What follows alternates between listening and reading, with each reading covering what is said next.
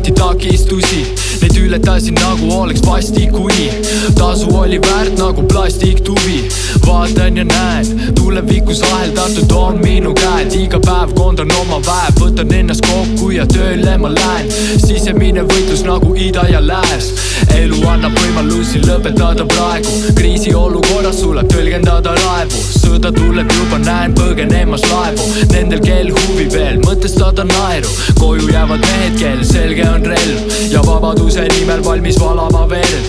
Kas suures hädas kokku pandud Eesti rahva selg või esmajoones tuleb kõigil ületada merd. Võitlen iga päev enda tujudega või olen seda kõike ette kujutamas.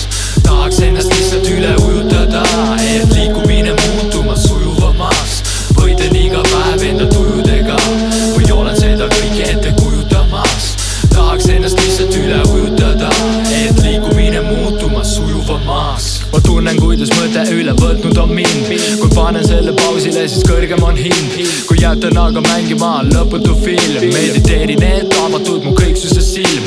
Kas olen kogu selle olukorra peremees või edasi ma selle odavaga tegelen, kus närv rebeneb, langen alla keeleltees. Astudes vastu ei saa olema kerge see, nagu mu naine võtnud vastu epiduraali. Nagu see pista suhu, seeta peldiku kraani. Ma ei räägi jaluta minekust, vaid suunduvast paadist, mis triivib elu jõel kaasa võetud elutõed. Kogetud tegudega kokku seguneb kogu elutee on see selles hetkes. Momendi möödudes juba keeran lehte.